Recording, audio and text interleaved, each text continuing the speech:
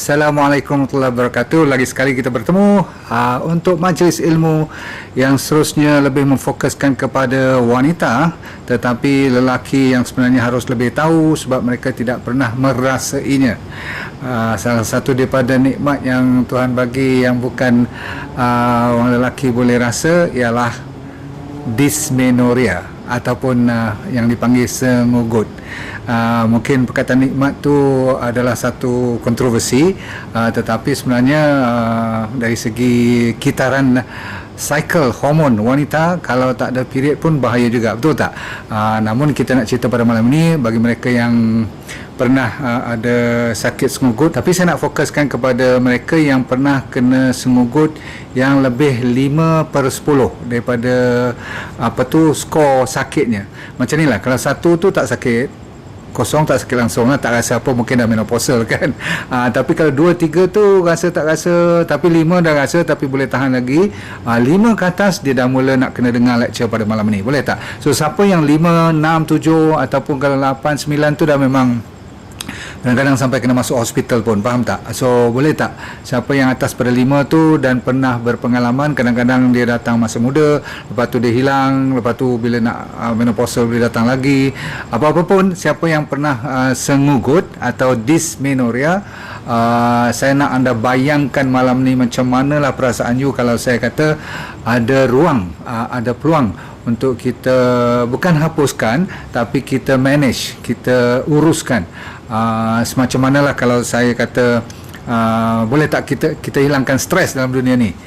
Kalau saya kata macam tu dan you kata boleh, memang betul, tetapi stres tetap akan datang juga, cuma cara kita mengendalikannya. Baik, sengugut ni adalah satu problem yang berlaku apabila kita orang perempuan memanglah orang perempuan saja yang bila dah mula balik ataupun dah umurnya ovulation tu dah mula seawal 9 tahun, selalunya boleh dah ada dah kes-kes yang 8 tahun pun ada, tapi selalunya average yang dibuat kajian antara 9 sampailah umur menopausal, antara kalau kat Malaysia ni antara 51 52 yang biasa-biasanya. Okey, baik.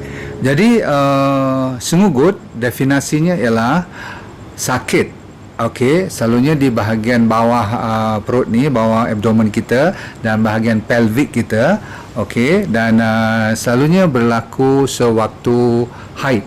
Okey, dan saya nak cerita, mungkin anda pun dah tahu ada dua jenis period pula, sengugut, yang satu dipanggil primer, satu lagi dipanggil secondary, ataupun primary, satu lagi dipanggil secondary. Senang faham lah macam ni.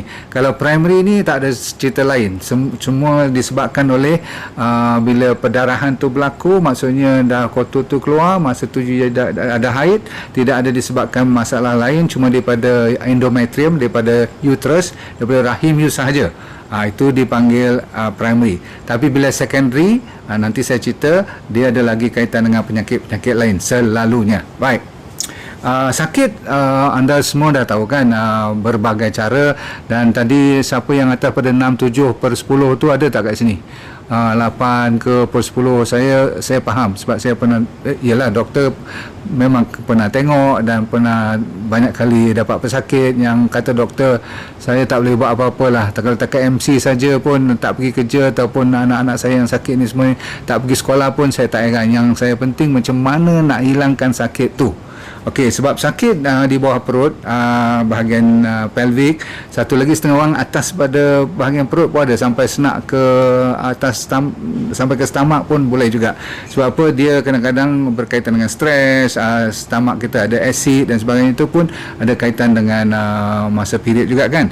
Tapi yang penting selalunya bila kat bahagian belakang pun sakit, bila bahagian pinggul, ada orang sampai ke peha kan, macam-macam cara dia sakit. Kadang-kadang lenguh satu badan, dan orang yang sakit kepala tu biasa, pening kepala, migraine.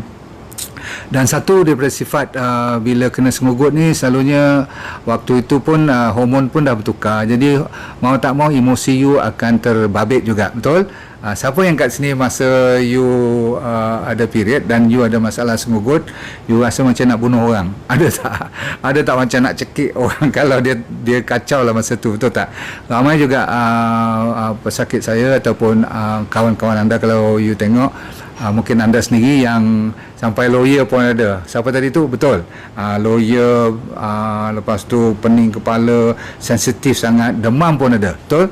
Saya ada pesakit-pesakit yang sampai jadi emotional ataupun emosinya terganggu, kadang-kadang sampai nak dekat jadi bipolar pula dah. Tadi yang sakit-sakit sampai mengulung-ngulung badan tu, setengah orang tu sampai pengsan pun ada, muntah, cirit, dan kembung tu biasalah. Tidur terganggu. Masya Allah, saya kadang-kadang tanya juga pada Tuhan, kenapa sampai macam ni dia bagi kepada wanita, kan? Tak cukupkah beranak tu pun dah sakit dah, kan? Tapi Tuhan kata, aku maha adil, aku bagi lelaki gout lebih, aku bagi heart attack lebih kat lelaki, bagi prostate memang untuk lelaki saja. Jadi kita dibahagi-bahagikan penyakit sama banyak. Tak usah gaduh lah siapa lebih siapa kurang. Yang penting macam mana kita nak selesaikan. Kan topik kita, bayangkan kalau kita boleh handle sengugut ni sampai dia tak jadi masalah. Itu tujuan saya. Baik, primary ataupun yang tidak bermasalah campuran penyakit lain, selalunya dia berlaku kepada bila dah akhir balik, maksudnya dah ada period. Budak-budak muda tu pun dia dah boleh sakit, dan kalau sakitnya dia masih lagi boleh pergi sekolah dan sebagainya, tu kita tak risau. Dan selalunya dia hari pertama yang paling sakit, lepas tu hari kedua sakit tapi kurang, tapi bila dah dekat nak habis period tu selalunya dia clear. Okey, selalunya tak ada masalah, 2-3 hari je. Okey, dan kalau yang penting bila dia dah dewasa, kadang-kadang hilang. Dia pun heran, bukan hilang, maksudnya sakitnya tidak bermasalah lagi dah, dia boleh handle. Dan selalunya bila orang pregnant ataupun dah lepas pregnancy dan sebagainya tu, dia macam dibuang-buang, orang kata. Dulu aku ada sengugut, sekarang lepas dapat anak satu ni dah tak apa sengugut pula dah. Tapi ada orang beranak 5 pun sengugut lagi. So jadi pelik. Rupa-rupanya semua ni kita tak boleh kata tak tahu. Kalau you tengok Google, kalau you tengok ni lah, you research dan sebagainya, asyik-asyik dia bagi gejala, dia bagi macam saya cerita ni juga, tapi dia tidak ada jawapan. Di malam ni saya cuba mencari jawapan bersama dengan anda. Tengok masuk akal tak? Boleh tak? Okey, itu yang penting you ambil nota ni. Baik, nota seterusnya ialah bagi mereka yang sakit lebih daripada yang saya cerita tadi.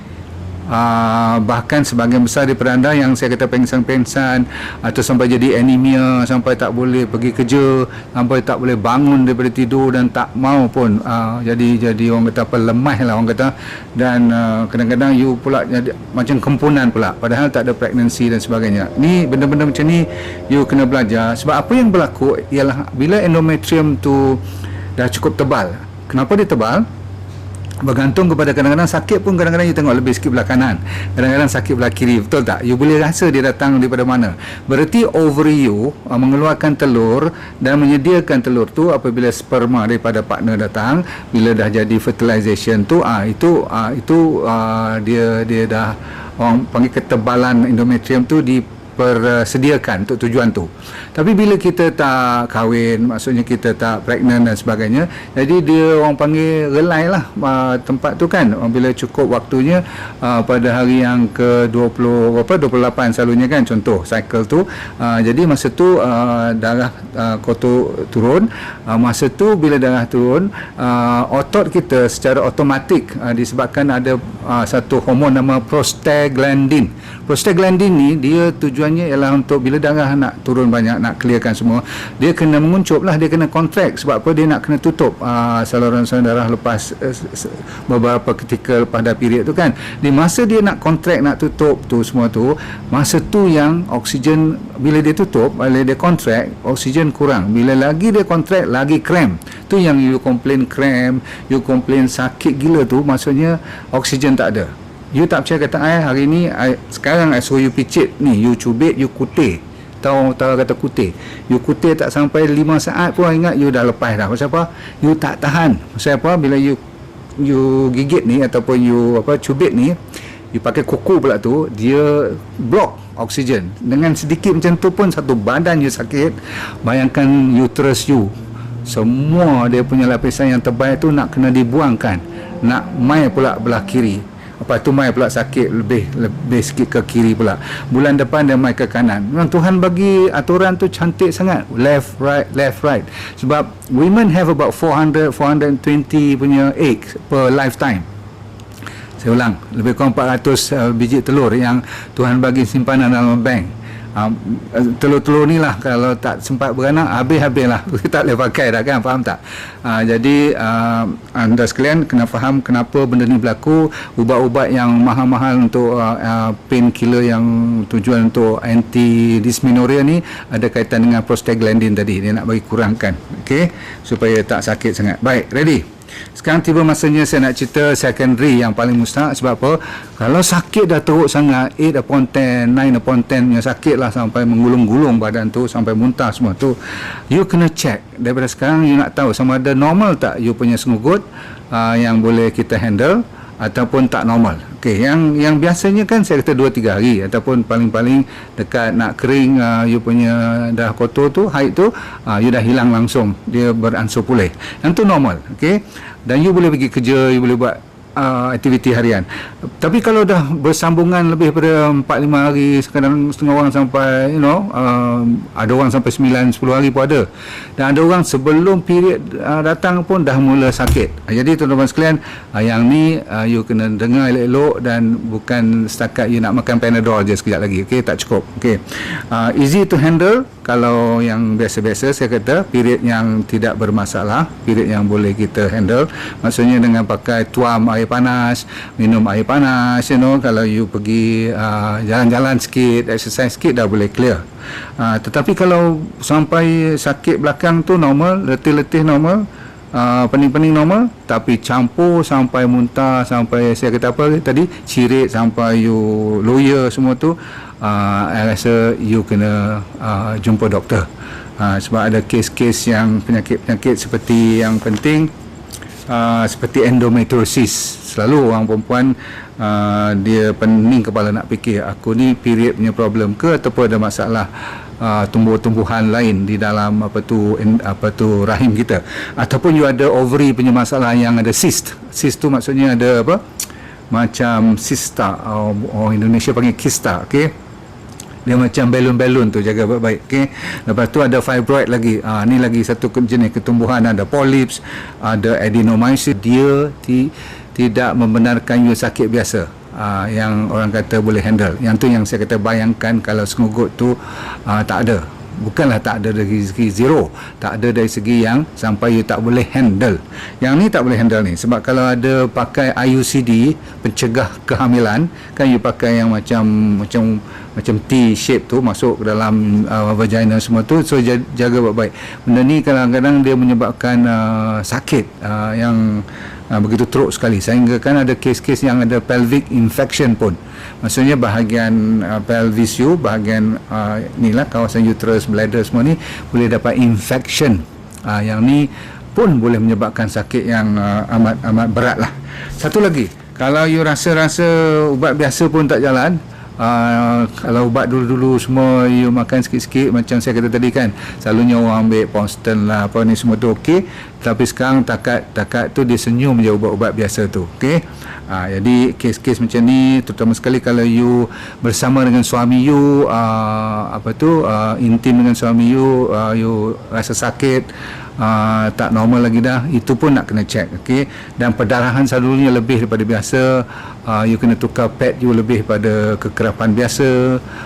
So ini semua kena check. Dan kadang-kadang ada discharge daripada vagina you yang tak biasa. Okey, semua-semua ni you kena check. Disebabkan saya kata tadi, kalau sakit dulu tak terganggu dan you tidak emosional sangat dan sebagainya, sekarang ni tak boleh langsung, sensitif gila. Sampaikan siapa dekat je siap kau, betul tak? Jadi anak-anak pun dah tahu, suami pun dah tahu perangai you. Walau bagaimanapun, kalau ada perubahan macam tu, tolong cek dengan doktor pakar anda dahulu, boleh? Okey, tiba masanya. Selalunya saya bagi the last 10 minit, 20 minutes ni, ataupun the last selalunya 10 minit saya gunakan untuk bagi solution. Kalau tidak nanti tak guna juga kita cakap kosong. Number one, biasa-biasa kalau Panadol boleh selesaikan masalah ni, takat Panadol je sebulan sekali, 2 kali you makan, ataupun 2 hari 3 hari tu masih lagi boleh normal. Cuma kalau you start makan painkiller seperti Voltaren lah kan, setengah orang ambil Simplex lah kan, setengah orang ambil apa lagi you ambil, Ibuprofen, setengah orang sampai ambil Akoxia pun. Tapi yang penting sekali, ubat-ubat ni tak boleh lama dan tak boleh lebih pada 2-3 hari. Pasal apa? Dia merosakkan you punya buah pinggang. Faham So NSAID ni, non-steroidal anti-inflammatory drug ni memang efektif, tetapi dia ada kesan sampingan. Baik, setengah orang sampai kena bagi hormon pil pun. Saya tak minat sangat you ambil hormon ni sebab dia selalunya bermasalah. Walaupun dia mengurangkan prostaglandin tadi, you rasa macam lega, tapi dia mengganggu hormon you. Ada masalah side effect lain pula. So kalau boleh, cuba main dengan tuam dulu, dengan apa tu, water bag kan, water bag pula, apa tu, warm bag tu, okey, yang masuk dalam air panas dalam apa tu, bekas getah tu, okey, macam tuam tu kan, okey. So setengah orang mandi dengan air panas pun boleh, mandi inilah apa orang panggil warm water, okey. So very good, okey. Setengah orang pakai minyak angin. Kalau you dah rasa lega macam tu, okey. Namun kalau kes-kes yang secondary tadi, yang saya kata sakit sampai atas 8/10 tu, you kena belajar ambil apa tu tambahan. Selalunya yang penting sekali ialah you kena belajar ambil apa tu, tadi saya kata apa, minum air panas secukupnya dengan garam macam biasa. Okey, kalau dapat air zam-zam bagus, sebab air selalunya yang penting. Kalau dehidrasi, keradangan, inflamasi you lebih sakit. Nombor 2, kalau you apa tu ada masalah apa tu, pemakanan you tak cukup ataupun tak terjamin, maksudnya you tak jaga makan lah, selalunya fast food selalu sangat tu, you kena patah balik kepada D&D diet yang cuba block you daripada ambil gula, ambil susu dan ambil daging. Kebetulan kalau you baca dalam internet pun sekarang, dia mesti kata kalau siapa ada semugut, tolong kurangkan gula, tolong jangan tempuh susu langsung masa period ni. Lepas tu apa tu, masalah banyak sangat apa tu protein ataupun daging-daging semua ni, dia suruh stop masa you ada semugut. Tapi bagi kita yang D&D diet, you tahu sangat lah kan. Lepas tu mereka suruh makan apa tu, omega 3 daripada ikan-ikan. Tapi kita dah ada jawapan, kita ambil apa, sacha inci oil yang saya keluarkan tu. Nasib baiklah, lagi sekali sacha inci memainkan peranan untuk orang yang period apa tu, yang sakit sengugut pun. Sebab apa? Dia ada kaitan dengan inflammation, sakit kan. Didapati kebelakangan ni ramai orang yang obes. Obes merupakan risiko sampai boleh bawa ke kanser pun. Tapi kita malam ni fokus kepada orang yang obes, lebih senang dia betul sakit sengugut. Maklum sajalah kan, banyak fat dan tekanan dan sebagainya, bahagian yang sensitif di uterus tu. So diharap you kurangkan berat badan you. Kita ada RX Lite lah kalau you nak kan, gantikan pemakanan yang berat-berat tu, insyaAllah. Sebab dalam tu dah ada semua superfood dah ada. Baik, sambung. Siapa yang boleh exercise sikit-sikit, tolong. Kalau boleh jalan-jalan, kalau boleh, bahkan salah satu larangan untuk orang yang semugut supaya dia tidak teruk, kalau you boleh bergerak, itu maksud saya. Boleh berjalan, kalau tak boleh at least stretching dan sebagainya. Kalau dah boleh buat kerja-kerja rumah, you kena start balik. Pasal apa? You sempat defokus, okey, daripada cuma kepada kesakitan. Kita faham lah. Seterusnya, siapa yang buat akupuncture, ada dekat-dekat kampung anda atau pekan-pekan anda ada kedai yang boleh bagi good akupuncture, boleh mengurangkan sakit. Setengah orang yang pandai mengurut, suami isteri, tolonglah suami tu urut, apa tu, urut je tak apa, dia tak ada pantang larang sangat kat, asalkan dia lega. Kalau wife you kata belakang, urut belakang. Kalau bahagian pinggang, urut pinggang, ya, secara kemas lah, maksudnya secara jangan sampai menyakitkan lagi pula, faham? Okey. Lepas tu saya kata apa tadi, diet saya dah katakan, makan benda-benda yang kalau boleh yang panas lah, yang tak berapa pedas dan tak berapa sour, tak berapa apa orang panggil masam-masam ni, okey. Tidur mesti cukup. Lepas tu hygiene, apa tu, hygiene, sebab kadang-kadang saya kata tadi kan pelvic inflammation atau pelvic infection, setengah orang boleh dapat keradangan, infection, bakteria, yeast dan sebagainya disebabkan tak jaga kebersihan. Maklumlah period kan, kadang-kadang cara basuh, kalau orang kata basuh daripada depan ke belakang, dia buat daripada belakang ke depan. Itu semua you kena belajar lah. Saya ulang, depan ke belakang, okey, kalau basuh. Okey, you dibenarkan ambil dark chocolate sebab dia boleh meredakan keadaan. Coklat, cuma bukan sweet coklat lah, dark chocolate. Baik, kita tutup cerita. Selain daripada semua tambahan tadi ialah kalsium dengan magnesium. Jadi kalau you nak beli kat farmasi boleh. Kalsium magnesium dia ada jual yang combine sekali. Kopi nota ni namanya kalsium magnesium Oratate, O-R-A-T-A-T-E. Dos dia saya tak ingat, tapi you tengok kat belakang tu, ambil kalsium magnesium, very good untuk mereka yang senggut yang atas pada 7 atau 8/10. Faham tu? Okey. Lagi satu, you boleh ambil rumpai laut, seaweed, okey, sebab dia banyak iodine dan sebagainya. Lagi satu, mengurangkan masalah sakit senggut ni. Okey, saya ulang lagi sekali ya. Air, kalau boleh air yang hidup seperti air zam-zam, RX water yang saya keluarkan 20 tahun sampai sekarang masih lagi boleh digunakan sebab kita tahu pH yang sesuai. Kalau boleh, lepas tu jangan lupa garam, RX Lite untuk kuruskan badan sikit, untuk kurangkan berat badan, omega 3 daripada sacha inchi oil. Lepas tu kalau nak beli kat farmasi jangan lupa kalsium magnesium Oratate. Lagi satu, kena ambil prebiotik, kena jaga perut kita supaya dia boleh mengurangkan. Ini ada kaitan dengan contraction dan kesakitan. Dia mengurangkan kesakitan kalau you jaga bakteria yang baik. Seperti fiber up kan, nak jaga perut kita ataupun stomach kita. Baik, sekarang saya nak bagi last sekali ialah herba-herba yang you boleh pakai dalam makanan you ataupun nak buat teh. Satu daripadanya ialah teh chamomile. Boleh beli chamomile, tapi yang lebih biasa kat dapur kita halia. You boleh buat teh halia, teh serai, nak campur halia dengan serai pun boleh, dengan kunyit pun boleh. Saya ulang lagi sekali, halia, serai, kunyit. Ni saya dah cerita banyak kali dulu, saya dah buat lecture pun kan. So you tengok manfaat dia untuk lawan kepada kesakitan dan inflamasi. So saya kata apa? Halia, serai dan kunyit. Satu lagi tambahan baru belajar malam ni ialah kulit limau nipis. Limau nipis, tapi bukan isi dia, kulit dia tu. Okey, you nak buat teh dia pun boleh. Keringkan, belajar kan kita tiap bulan nak pakai kan. So you tukar-tukarlah, hari ni halia, besok campur dengan serai, kunyit, limau nipis. Satu lagi, siapkan kayu manis pun bagus, bunga cengkeh, lepas tu buah pelaga dan madu. Madu ni selalunya you nak buat madu dengan lemon saja pun boleh, nak tukar-tukar.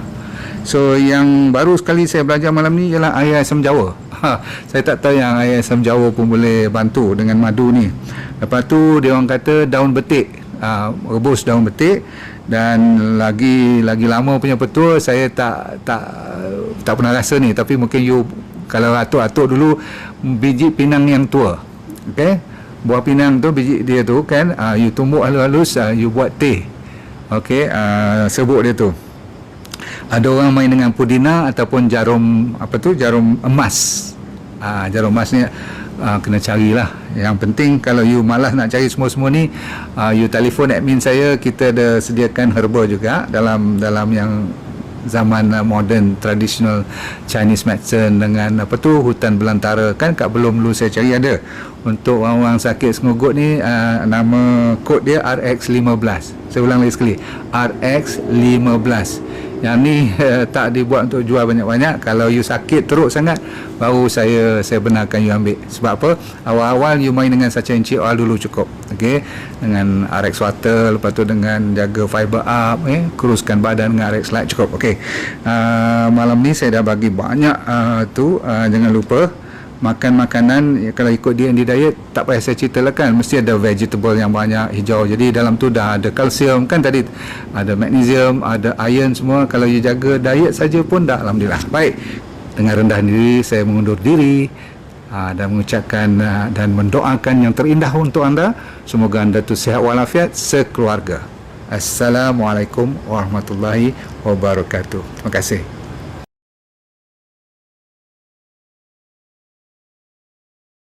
Assalamualaikum warahmatullahi wabarakatuh. Nama saya Dr. Nurdin Darus. Dulu pernah bekerja di Majlis Sukan Negara, Jabatan Sekretari di University Hospital, dan lepas tu saya buat corporate program. Tapi Tuhan bagi rezeki kat saya untuk kena kanser pada 2001. Bukanlah seronok tetapi pengalaman. Kali kedua saya kena relapse pada 2012. Di pengalaman tu saya nak share dengan anda, kalau anda bermasalah berpenyakit ataupun sama ada dari segi fizikal ke mental, tak jadi hal, asalkan you nak merubah hidup you. Dan bagi mereka yang belum sakit pun paling mustahak untuk mempertahankan, menghindar daripada kena sakit. Tapi insyaAllah dalam program yang dinamakan D&D Well for Life 90 Day Challenge, maksudnya 90 hari pencabaran ni untuk meningkatkan kesejahteraan dan kesihatan hidup anda. Mau tak? Okey, apa yang dia akan dapat dalam program tu, nanti kita akan ajar teknik-teknik macam mana nak menyelesaikan masalah penyakit dulu secara alami. Kita fokus kepada penyakit yang serius dulu, kanser lah, diabetes, high blood pressure, kolesterol, jantung, untuk autoimun terutama sekali, arthritis, gout, masalah hormon dan sebagainya. Yang penting ialah kalau anda bermasalah emosi pun boleh kita tolong bantu. Yang penting sekali ialah teknik tu. Kita kena bagi kat you dalam masa 90 hari ni, seminggu demi seminggu, saya semacam coach you, iaitu teknik macam 7 day living, teknik 7 prinsip macam mana orang boleh sihat walafiat sepanjang hayat. Kita kena belajar. Orang Okinawa daripada Jepun, apa yang dimaksudkan dengan ikigai, saya akan ajar juga macam mana nak cari hala tujuan hidup. Ramai orang stres sangat sekarang ni, dan kita sediakan doktor-doktor juga untuk sama bantu you supaya kita semua boleh sama membantu menjadi sihat walafiat, merubah daripada sekarang kepada benda-benda ataupun ilmu yang baru untuk menyihatkan body secara mental dan fizikal. Okey,